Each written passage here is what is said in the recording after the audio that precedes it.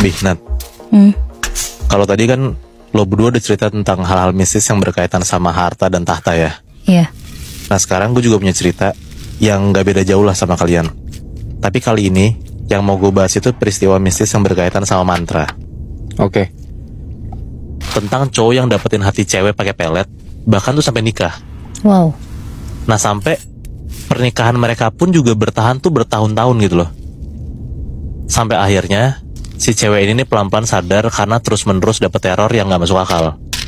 Itu inti ceritanya ya. Ini gue ceritain nih awal mulanya. Cewek ini namanya Sylvie. Di momen itu tuh udah hampir beberapa minggu dia tuh gak bisa tidur sama sekali. Nah kenapa? Karena di setiap dia tidur lagi sendirian di rumah, dia tuh selalu ngerasa kayak ditemenin sama banyak banget sosok cewek. Nggak cuma satu gitu loh. Kayak di beberapa malam nih bahkan kayak sampai 3-4 cewek tuh ada di dalam kamarnya. Di sudut-sudut kamarnya ngeliatin dia aja. Bentukan cewek ini nih ada yang sekujur tubuh berdarah, ada yang bau busuk. Terus ada juga kayak beberapa bagian tubuhnya tuh cuma kelihatan tulangnya doang.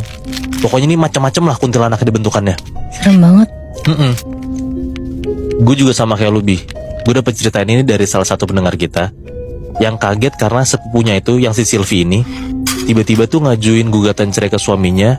Padahal kalau dilihat-lihat tuh hidup keluarga mereka tuh aman-aman aja, bahkan kayak berkecukupan gitu loh.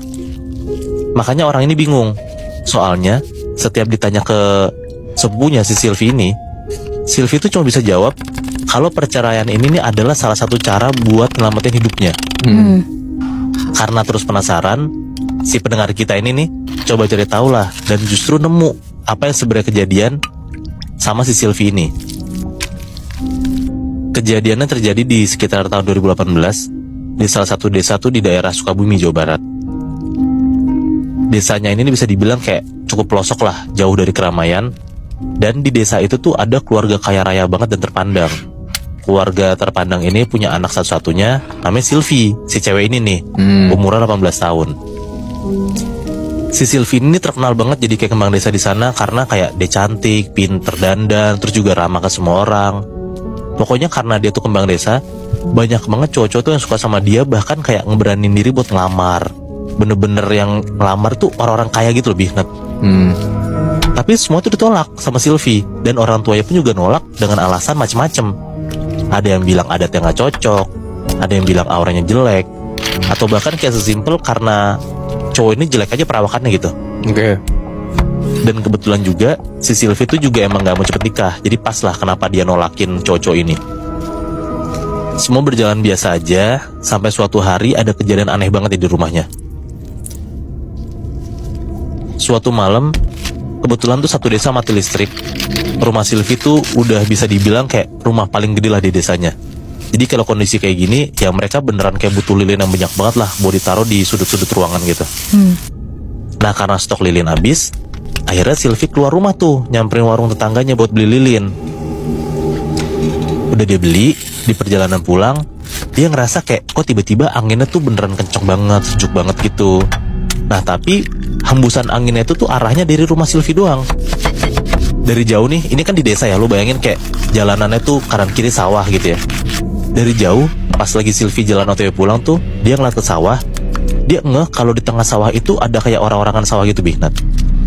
Nah tapi anehnya, entah karena angin itu kenceng banget atau gimana, orang-orangan sawah itu tuh tangannya kayak gerak-gerak sendiri. Dan pas diperhatiin sama Sylvie, tangan orang-orangan sawah ini nunjuk ke rumahnya dia. Nah Sylvie kaget dong, dia kayak ngusap-ngusap mata berkali-kali buat mastiin kayak ini beneran gak sih yang dia lihat. Di usapan pertama tuh masih aman-aman aja.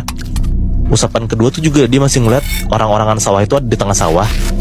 Nah tapi pas usapan ketiga, dia ngeliat jelas banget, Bihnat. Tiba-tiba orang-orangan sawah itu tuh udah ada di depannya Sylvie. Bener-bener cuma ada sejengkal doang kali di mukanya. Aduh. Padahal awal tuh jaraknya jauh kan, dari tengah sawah gitu. Yang lebih ngerinya lagi, jerami yang nyusun badan si orang-orangan sawah itu, pas bagian wajahnya tuh kayak ngebentuk muka senyum gitu loh ke Sylvie. Nah kaget tuh Sylvie, dia takut, dia panik, langsung lari lah ke rumahnya. Sampai ke rumah, Sylvie masih deg-degan. Dia coba manggil-manggilin tuh orang tuanya, tapi gak ada yang nyaut. Sylvie jalan lah masuk kamar orang tuanya buat ngecek nih, kayak ini kenapa gak ada yang nyaut gitu. Pas Sylvie jalan ke kamar orang tuanya, Dari jauh tuh di kamar orang tuanya dia ngeliat kayak ada cahaya gitu Binat, semacam kayak api gitulah. Nah dia mikir kayak, kan lilin habis, kok tiba-tiba ada yang nyala gitu. Langsung dicek lah sama Sylvie nih ke kamar orang tuanya. Pas Sylvie buka pintunya, dia tuh bener-bener kaget banget karena dia ngeliat bokap nyokapnya lagi tidur, tapi mulutnya tuh nganga lebar banget. Terus bokap nyokapnya tuh kayak ngeluarin suara gitu. Aduh, serem banget. Kayak orang sakaratul maut, bayangan loh. Iya. Nah, terus di sudut kamar bokap nyokapnya tuh si Sylvie ngeliat kayak ada api terbang. Orang-orang nyebut itu kayak banaspati gitu loh, kayak semacam kiriman yang buat nyelakain orang gitu. Iya. Tahu. Dia kaget, dia cuma bisa baca doa doang. Pas dia baca doa, untungnya tuh lama-kelamaan apinya hilang. Nah, pas apinya itu hilang, bokap nyokapnya tuh kayak langsung gak sadarin diri. Nah, setelah hari itu, untuk beberapa hari bahkan beberapa minggu ke depan, bokapnya Sylvie tuh sakit tiba-tiba.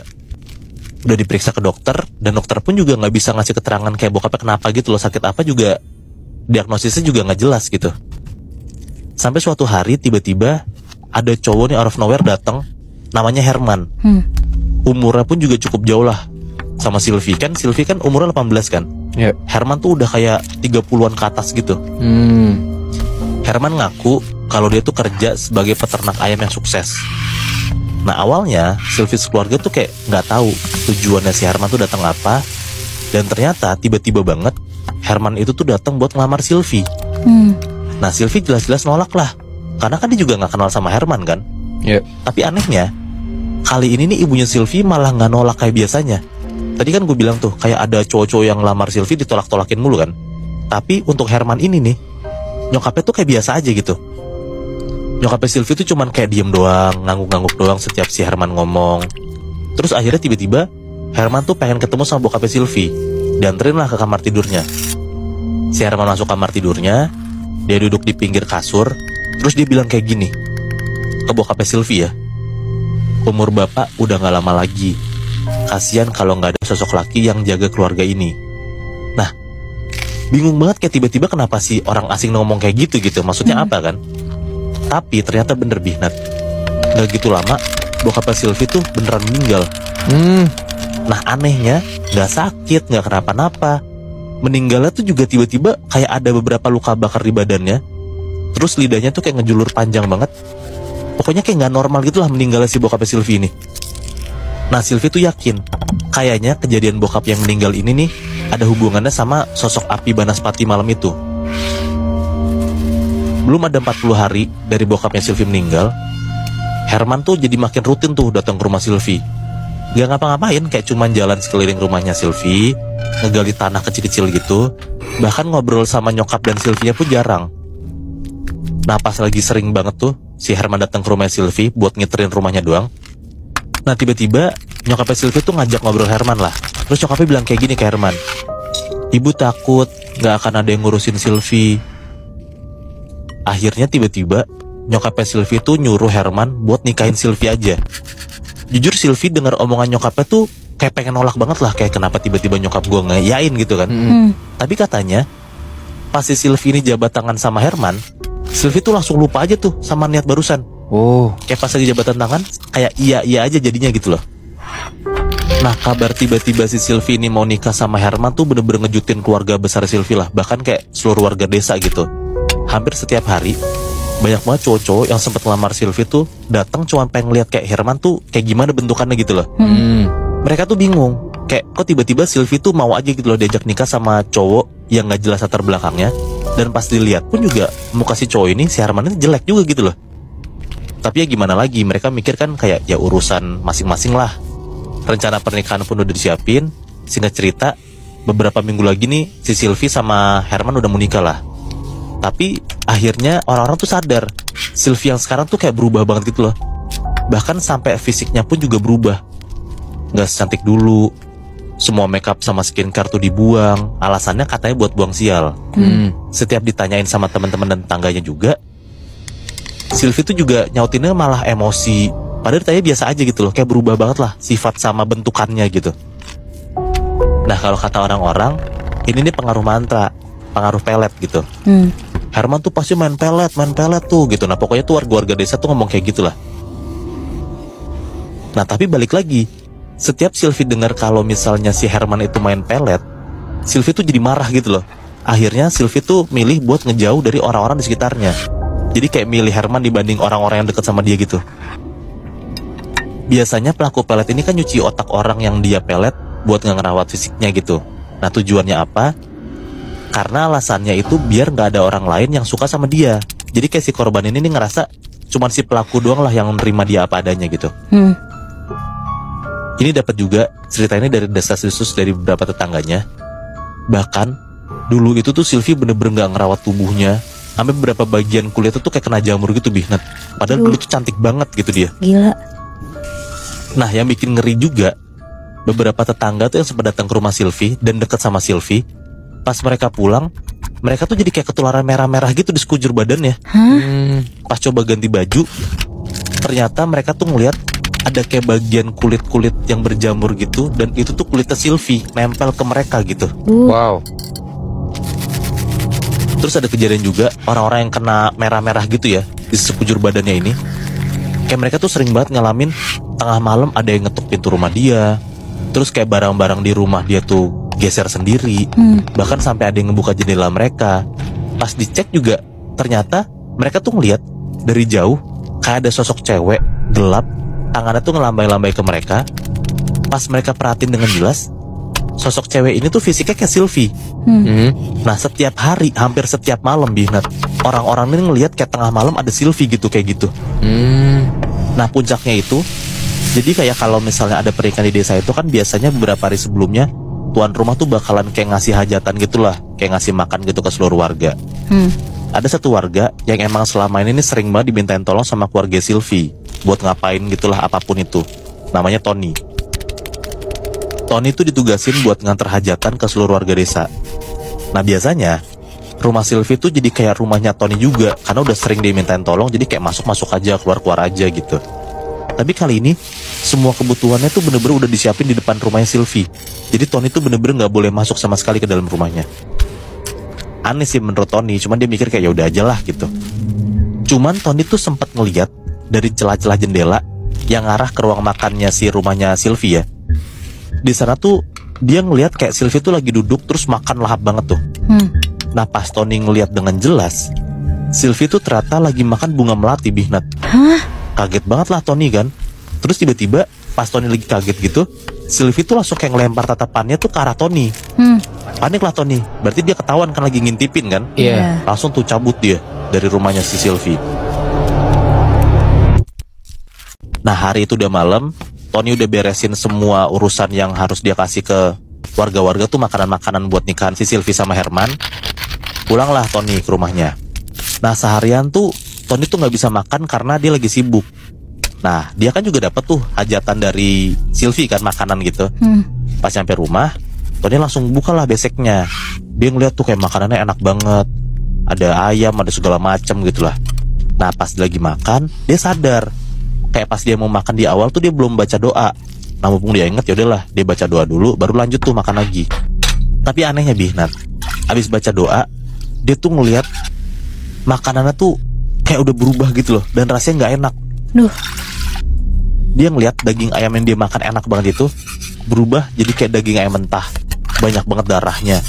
Terus lauk-lauknya tuh berubah jadi kayak bunga melati, ada kayak tanah kotor, ada cacingnya gitu loh. Aduh. Ya Tony kaget lah, dia langsung lempar tuh makanannya ke lantai. Terus pas dia ngelempar makanannya ke lantai, tiba-tiba dia dengar ada suara kayak gini nih, "Kok dibuang pak? Itu makanan saya." Nah padahal di rumah Tony tuh gak ada siapa-siapa, Tony doang gitu. Kaget lah dia. Dia ngeliat ke depan, ke arah sumber suara itu ya. Pas dia ngeliat, ternyata dari jarak 3 meteran ada cewek lagi berdiri tapi ngebelakangin Tony. Pelan-pelan tangannya si cewek itu ditaruh ke belakang kepalanya, terus kayak nyibak rambutnya biar jadi belah tengah gitu loh. Kebayangan loh. Tapi dia munggungin Tony nih. Pas udah makin kebuka rambutnya jadi belah tengah gitu, ini kata Tony serem banget sih. Dia ngeliat jelas banget Bihnat, di belakang kepalanya si cewek ini ternyata muncul muka lagi cewek, tapi tuh mukanya hancur gitu, dan bentuk mukanya tuh kayak Sylvie. Nah Tony langsung pingsan lah malam itu. Habis kejadian itu, kabar simpang siur soal keluarga Sylvie yang bakalan nikah sama Herman ini nih makin kesebar lah. ke warga-warga. Apalagi ternyata abis hajatan itu kan warga-warga pada makan makanan dari Sylvie sama Herman kan. Nah orang-orang itu tuh pada keracunan. Karena kejadian itu akhirnya semua warga tuh jadi kayak gak mau deket lah sama keluarga Sylvie. Bahkan kayak masuk ke halaman rumahnya Sylvie pun juga mereka mikir-mikir gitu. Ini semua tuh ternyata salah satu pengaruh dari peletnya Herman.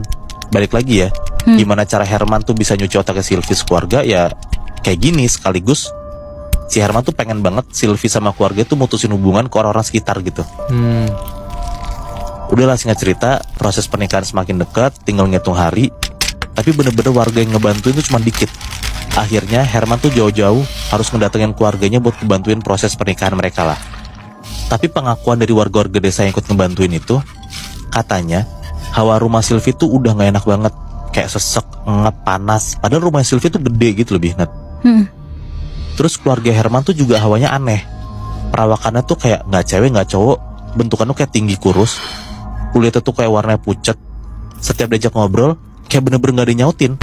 Bahkan warga-warga desa tuh ngeliat keluarganya Herman tuh kalau ngobrol kayak bisik-bisik gitu loh. Kayak takut kedengeran sama orang-orang.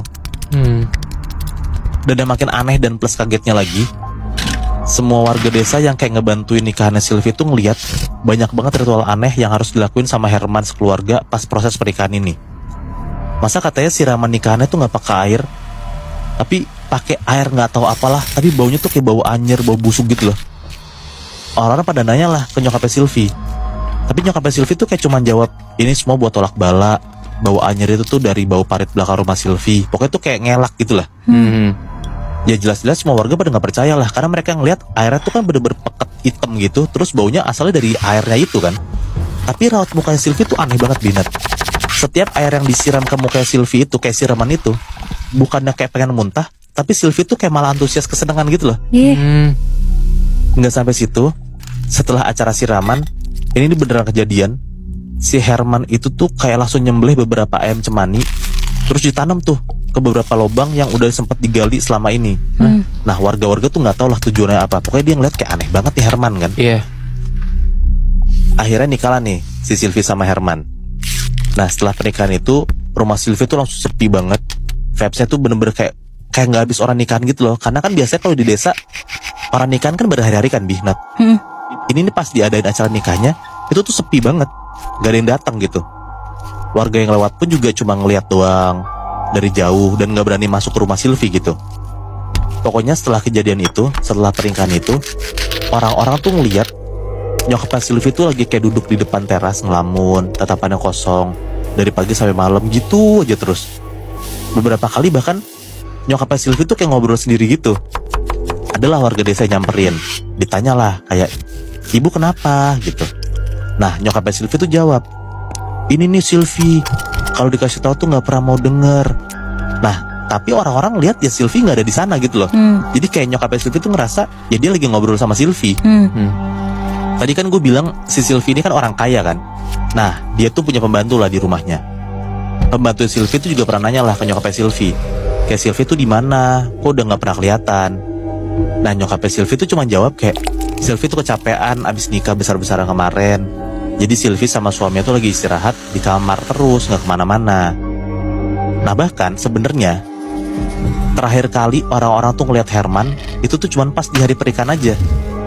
Jadi kayak dia tuh hilang aja gitu si Herman.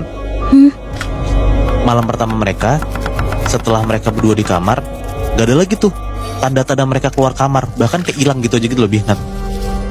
Makanya pembantunya Sylvie tuh juga ngerasa kayak gak percaya sama omongan nyokapnya Sylvie. Karena selain ngerasa janggal sama sosok Herman juga gitu, si pembantunya Sylvie tuh juga dapat laporan dari banyak warga kalau setiap malam banyak yang sering ketemu sama Sylvie. Dia tuh lagi jalan sendirian tanpa arah gitu. Kayak jalan aneh kayak orang linglung gitu lebih Nat. Kejadiannya tuh pasti sama. Malam-malam kalau ada bayi kebangun nangis kenceng, atau kayak ada suara hewan ternak tuh tiba-tiba bersuara gitu. Nah biasanya sosok yang dipercaya Sylvie ini ya, itu tuh lagi jalan ngelewatin rumah mereka gitu. Nah karena penasaran, akhirnya pembantunya si Sylvie ini nekat lah buat ngebuka kamarnya Sylvie. Terus pas dibuka Bihnat, isi kamarnya Sylvie tuh udah berantakan, perhiasan sama barang-barang berharga tuh pada hilang. Dan ternyata di situ tuh nggak ada Sylvie sama Herman. Yang ada orang-orangan sawah di atas kasur. Oh. Yang selama ini dilihat sama nyokapnya Sylvie, dikira Sylvie kan, tapi Iya. ternyata tuh sebenarnya cuma orang-orangan sawah. Gila. Wah gila. Terus tiba-tiba nyokapnya Sylvie tuh langsung marah lah ke pembantunya. Dia bilang kayak, nggak sopan buka-buka kamar anak saya gitu. Tapi pas nyokapnya ngeliat kondisi kamarnya, tiba-tiba nyokapnya Sylvie tuh jadi kayak sadar gitu loh akan sesuatu. Dia nih kayak nyariin Sylvie di mana. Nyokapnya tuh bener-bener nangis lah nyariin Sylvie hilang. Terus barang-barang berharga juga pada hilang. Pembantu langsung bilang kayak gini, emang setelah pernikahan kemarin Mbak Sylvie nggak bilang apa-apa bu. Nah si nyokapnya jawab kayak gini nih, hah nikah? Nikah sama siapa? Jangan ngasal kamu. Loh. Nah ternyata selama ini nyokapnya Sylvie tuh juga dalam pengaruh pelet. Jadi kayak dihipnotis sama Herman. Dan nyokapnya tuh gak sadar kalau anaknya nikah gitu loh. Iya. Tapi nyokapnya tahu keberadaan Herman kan, Muy? Enggak Nat, bahkan dia aja gak tahu Herman siapa. Dia tuh gak sadar kalau anaknya tuh nikah sama cowok gitu loh. Gila. Anjir. Ini bisa kalau misalkan orang tuh melet atau nyantet, bisa satu orang. Ini satu keluarga berarti Satu ya. keluarga kena. Gue juga gak tahu tuh Gila. Herman tuh pakai pelet apa ya. Karena masalahnya tiba-tiba ada orang random datang ke rumah cewek dan satu keluarga tuh mau gitu loh nerima pinangan si cowok ini. Dan langsung mau kan. Dan langsung mau.